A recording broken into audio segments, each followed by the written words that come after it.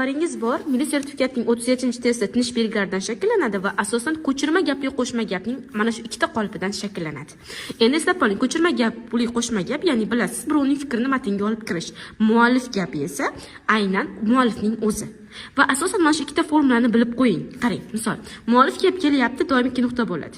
Ko'chirma gap keladi. Ko'chirma gap ichi darak yoki buyruq gap shaklida kelsa, vergul bo'ladi va muallif gapi bilan ko'chirma gap tire bilan ajratiladi. Gap tugaganligi uchun nuqta qo'yiladi. Misol, qaynonasi Bibixonim, muallif gap 2 nuqta. Muallif gapdan keyin doim 2 nuqta qo'yiladi. Ko'chirma gap qo'sh tirnoq ichida yoziladi va bosh harf bilan boshlanadi. Bu inomning teran ma'nosi bor.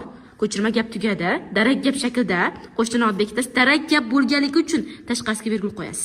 Dedi sirg'alarni kelinning qulog'iga taqib qo'yar ekan. Gap tugadi nuqta. Mana ko'chirma gapli qo'shma gap. Eslab qoling.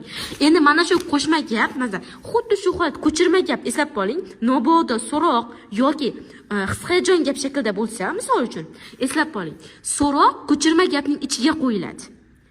His-hayajon gap bo'lsa, undoq ko'chirma gapning ichida bo'ladi. Ko'chirma gapning ichiga so'roq undoq qo'ydingizmi? Tashqarisiga virgul qo'ymaysiz. Eslab qoling. Endi ikkinchisi, ko'chirma gapning ikkinchi qolpiga e'tibor beringlar. Ko'chirma gap kelyapti, muallif gap ko'chirma gap. Endi qarang, bu umumiy ko'chirma gapli qo'shma gap formulasi. Misol uchun qarangda. Sen do'stim emassan. Qarang. Ko'chirma gap virgul tire dedi Noila. Noila muallif gap. Agar ko'chirma gap davom etsa, davom etganligi uchun yana ko'chirma gap va muallif gap virgul tire bilan ajratiladi.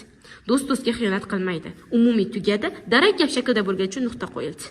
Eslab qoling shu ikkita formulani.